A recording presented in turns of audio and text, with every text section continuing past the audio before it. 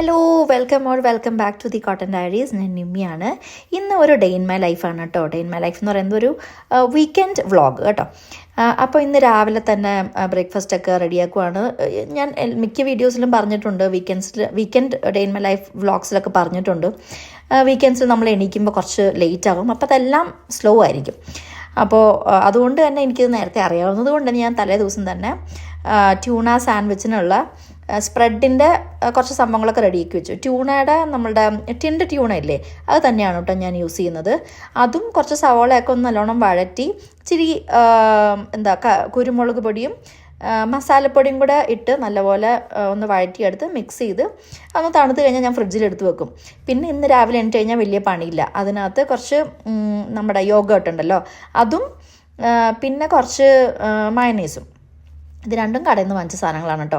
ഇത് രണ്ടും കൂടെ മിക്സ് ചെയ്ത് ഒരു സ്പ്രെഡ് റെഡിയാക്കി എടുക്കും. എന്നിട്ട് പിന്നെ ബ്രെഡിൽ ഇത് തേച്ച് വെച്ച്, ഇതിപ്പോൾ ചിലർക്ക് ഇവിടെ ഞങ്ങൾ 5 പേരുണ്ടല്ലോ, അപ്പോൾ ചിലർക്ക് സ്പ്രെഡ് കുറച്ച് മതി, ചിലർക്ക് സ്പ്രെഡ് കൂടുതൽ വേണം. അതൊക്കെ ഓരോരുത്തരുടെ ഇഷ്ടം അനുസരിച്ച് നമുക്കത് റെഡിയാക്കി കൊടുക്കാം. എളുപ്പത്തിൽ കാര്യം നടക്കും കേട്ടോ. പിന്നെ എൻ്റെ വ്ളോഗ്സൊക്കെ പണ്ടേ കണ്ടിട്ടുള്ളവർക്ക് അറിയുന്നുണ്ടാവും, എൻ്റെ ഒരു ബ്രെഡ് മേക്കർ ഇരിപ്പുണ്ട്. പക്ഷേ ഞങ്ങളിവിടെ കാൽഗറിയിലേക്ക് മൂവ് ചെയ്തേ പിന്നെ ഞാൻ ആ സാധനം തൊട്ടിട്ട് പോലുമില്ല. ഉണ്ടാക്കാൻ ആഗ്രഹമില്ലാഞ്ഞിട്ടൊന്നുമല്ല കേട്ടോ, പക്ഷേ നമുക്ക് കടയിൽ നിന്ന് വാങ്ങിച്ച് വെച്ചതുണ്ടാകുമ്പോൾ പിന്നെ ഒരു മടി, അത്രേ ഉള്ളൂ. എന്തെങ്കിലുമൊക്കെ ഉണ്ടാക്കണം. അങ്ങനെ നമ്മളുടെ സാൻഡ്വിച്ച് റെഡി ആയിട്ടുണ്ട്. ഞാൻ ജസ്റ്റ് ഇതൊന്ന് ടോസ്റ്റ് ചെയ്തും കൂടി എടുത്തു കേട്ടോ. ഓക്കെ, അപ്പം ഞാൻ ആക്ച്വലി ഈ വ്ളോഗ് എടുക്കുന്നത് ക്രിസ്മസിന് മുമ്പ് ഉള്ളൊരു വീക്കെൻഡാണ് കേട്ടോ. അപ്പോൾ ക്രിസ്മസ് ഡെക്കറേഷൻസൊക്കെ കാണും, അതുപോട്ടെ. അപ്പം നമുക്ക് ഈ ചെടീൻ്റെ കാര്യത്തിലേക്ക് വരാം. ഞാൻ ആക്ച്വലി എനിക്ക് ചെടിയുമായിട്ട് യാതൊരു ബന്ധം ഇല്ലാതിരുന്ന ഒരാളാണ് കേട്ടോ. ഞാൻ കല്യാണം കഴിഞ്ഞിട്ട് 10 വർഷമായിട്ട് ആദ്യമായിട്ട് വാങ്ങിയ 2 ചെടികളിൽ ഒന്നാണ് കേട്ടോ ഇത്. ശരിക്കും പറഞ്ഞാൽ കല്യാണം കഴിഞ്ഞ് 10 വർഷം കഴിഞ്ഞു, അതിന് തൊട്ട് മുമ്പാന്ന് തോന്നുന്നു ഇത് വാങ്ങിയത്. അപ്പോൾ വാങ്ങി എനിക്കിതിനെപ്പറ്റി ഇത് എങ്ങനെയാണ് കെയർ ചെയ്യണത് ഒന്നും ഒരു ഐഡിയ ഇല്ലായിരുന്നു. അങ്ങനെ എൻ്റെ കുറച്ച് ഈ ഇലകളൊക്കെ കുറച്ച് ചീത്തയായി, അതായത് ചെടിയുടെ ഓരോ ഭാഗങ്ങളായിട്ട് ചീത്തയായി തുടങ്ങിക്കഴിഞ്ഞപ്പം പലരോടും അതിനെപ്പറ്റി അതെന്ത് ചെയ്യാൻ പറ്റും എന്നൊക്കെ ചോദിച്ചു. എനിക്കും ഹസ്ബൻഡിനും വലിയ പിടിയില്ലായിരുന്നു കേട്ടോ. അപ്പം ഞങ്ങൾ രണ്ടുപേരും പലരോടും അന്വേഷിച്ചു, ഗൂഗിളിലും യൂട്യൂബിലൊക്കെ കുറേ വീഡിയോസൊക്കെ നോക്കി. അങ്ങനെ അവസാനം ആ ചീത്തയായിപ്പോയ ഇലകളൊക്കെ നമ്മൾ ജസ്റ്റ് കട്ട് ചെയ്ത് കളഞ്ഞു. അത് ചെയ്ത് കഴിഞ്ഞപ്പോൾ ബാക്കി കുറച്ച് ഇലകളൊക്കെ വന്നു തുടങ്ങി. അങ്ങനെ ഇപ്പം പൊന്നുപോലെ നോക്കാമെന്നൊന്നും പറയാൻ പറ്റില്ല, എന്നാലും നമ്മളെ കൊണ്ട് പറ്റുന്ന പോലെ നോക്കുന്നുണ്ട് കേട്ടോ. അപ്പോൾ ഇതാണ് നമ്മളുടെ രണ്ടാമത്തെ ചെടി. ഇതിൻ്റെ പേര് സ്നേക്ക് പ്ലാന്റ് എന്നാണ്. നമ്മൾ ആദ്യം കണ്ടത് മോൺസ്ട്ര. സ്നേക്ക് പ്ലാന്റ് സത്യം പറഞ്ഞാൽ ഇതുവരെ അങ്ങനെ കേടായതായിട്ടൊന്നും കണ്ടിട്ടില്ല. ഇത് സ്നേക്ക് പ്ലാന്റ് നമുക്ക് മെയിൻറ്റെയിൻ ചെയ്യാനായിട്ട് ഒട്ടും പാടില്ലാത്ത ഒരു സംഭവമാണ് കേട്ടോ. അതായത് തീരെ ബുദ്ധിമുട്ടില്ലാത്തൊരു സംഭവമാണ്. ഒരു ഐഡിയ ഇല്ലാത്ത ആൾക്കാർക്കും ഇത് നമുക്ക് വീട്ടിൽ വളർത്താം. അപ്പോൾ അതാ ഇന്നത്തെ ലഞ്ച് പ്രിപ്പറേഷൻസിൻ്റെ സമയമായി കേട്ടോ.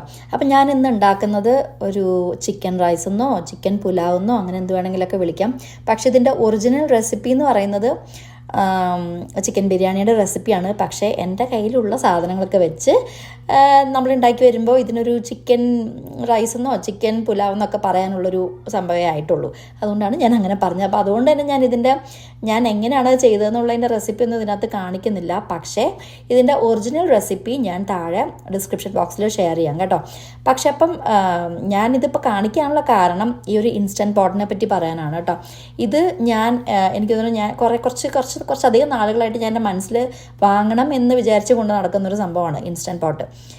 കുറേ വീഡിയോസിലൊക്കെ കണ്ടിട്ടുണ്ട്. പിന്നെ എനിക്ക് തോന്നുന്നു ഞാൻ ഈ കാനഡയിൽ കാല് കുത്തിയപ്പം മുതൽ എൻ്റെ സിസ്റ്ററിൻലോ പറഞ്ഞുകൊണ്ടിരിക്കുന്നതാണ് ഇതെന്തായാലും ഒരെണ്ണം വാങ്ങണം, ഭയങ്കര യൂസ്ഫുള്ളാണെന്നൊക്കെ. പക്ഷേ ഞാനതങ്ങ് തള്ളി നീക്കിക്കൊണ്ടിരിക്കുകയായിരുന്നു. ഫൈനലി കഴിഞ്ഞ ബ്ലാക്ക് ഫ്രൈഡേക്ക് ഞാൻ എന്തായാലും ഇത് വാങ്ങുമെന്ന് തീരുമാനിച്ചിരിക്കുമായിരുന്നു കേട്ടോ. അപ്പം അങ്ങനെ ഇരിക്കുമ്പോഴാണ് എൻ്റെ ബർത്ത്ഡേ കഴിഞ്ഞ നവംബറിൽ വന്നത്.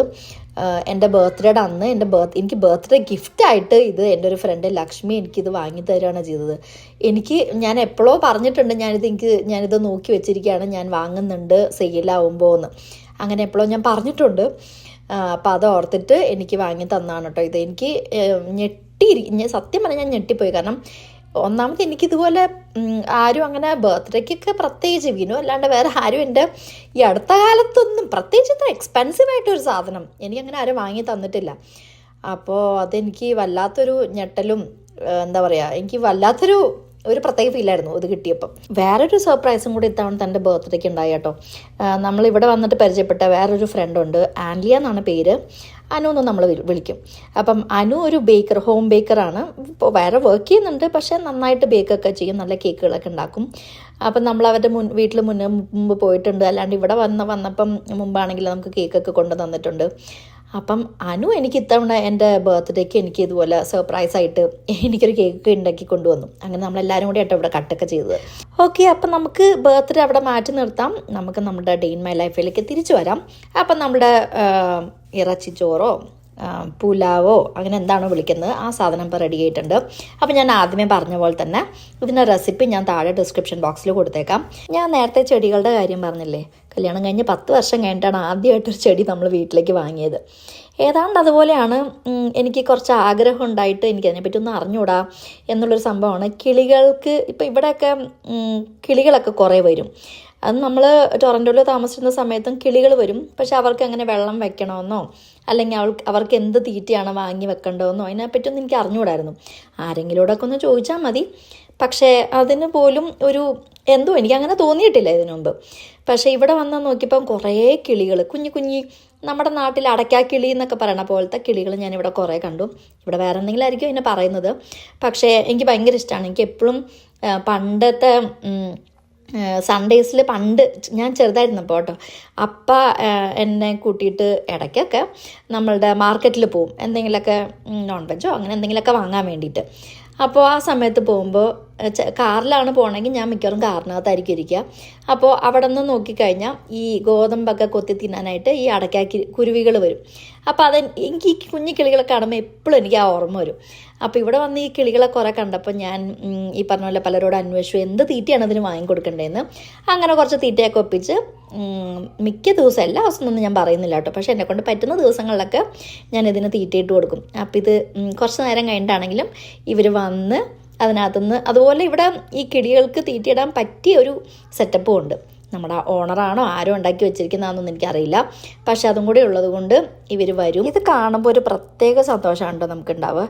മാത്രം ഇത് കണ്ടുകൊണ്ടിരിക്കാൻ ഭയങ്കര ഇഷ്ടമാണ്. അങ്ങനെ വൈകുന്നേരമായപ്പോൾ ഇന്നൊരു വീക്കെൻഡ് ആയതുകൊണ്ട് തന്നെ നമ്മൾ പുറത്തേക്ക് ഇറങ്ങി. അപ്പം നമ്മളിപ്പോൾ ആദ്യം പോകുന്നത് പള്ളിയിലേക്കാണ് കുർബാന കാണാനായിട്ട്. അപ്പം ഞാൻ ഓൾറെഡി പറഞ്ഞല്ലോ, ക്രിസ്മസിന് മുമ്പ് ഒരു വീക്കെൻഡിൽ എടുത്ത വീഡിയോ ആണിത്. അതുകൊണ്ട് തന്നെ ക്രിസ്മസ് ഡെക്കറേഷൻസും എല്ലാം പള്ളിക്കകത്തും ഉണ്ട്. അപ്പോൾ ഇത് ഭയങ്കര നല്ല രസമായിട്ട് അവർ അലങ്കരിച്ച് വെച്ചിരിക്കുന്ന ഒരു പുൽക്കൂടാണ് കേട്ടോ. ആ പള്ളി മൊത്തം, പള്ളിയുടെ അകവും പള്ളിയുടെ പുറത്തല്ല എന്നാലും പല സ്ഥലങ്ങളിലായിട്ട് നല്ല ഭംഗിയായിട്ട് അലങ്കരിച്ച് വെച്ചിട്ടുണ്ട്. ക്രിസ്മസ് ഡെക്കറേഷൻസൊക്കെ കാണാൻ ഭയങ്കര ഭംഗിയായിരുന്നു. അപ്പോൾ എനിക്ക് കുറേ ആൾക്കാരൊക്കെ ഉള്ളതുകൊണ്ട് അങ്ങനെ ഞാൻ കാര്യമായിട്ട് വീഡിയോ ഒന്നും എടുത്തില്ല. ചെറുതായിട്ട് എടുത്തത് മാത്രമേ ഞാൻ ഇതിനകത്ത് കാണിച്ചിട്ടുള്ളൂ കേട്ടോ. അങ്ങനെ നമ്മൾ പള്ളിയിൽ നിന്ന് ഇറങ്ങി നേരെ ക്രിസ്മസ് ലൈറ്റ്സ് ഒക്കെ കാണാമെന്ന് വിചാരിച്ചിട്ട് അങ്ങോട്ടേക്കാണ് കേട്ടോ പോയത്. പക്ഷെ അവിടെ ചെന്നപ്പോഴാണ് അറിഞ്ഞത് കാറിൽ കറങ്ങി കാണാൻ പറ്റില്ല, ഇറങ്ങി നടക്കണം. അപ്പോൾ കുറച്ച് രാത്രിയായി, തണുപ്പ് കുറച്ചും കൂടെ കൂടുതലായി. അപ്പോൾ അത് കാരണം പിള്ളേരെ കൊണ്ട് പിന്നെ കുറച്ച് സമയം എടുക്കും ഇത് ഇറങ്ങി കാണണമെങ്കിൽ. അപ്പോൾ അത് വേണ്ടല്ലോ എന്ന് വിചാരിച്ചിട്ട് നമ്മൾ നേരെ ഡോളറാമയിലേക്ക് ആദ്യം പോയി.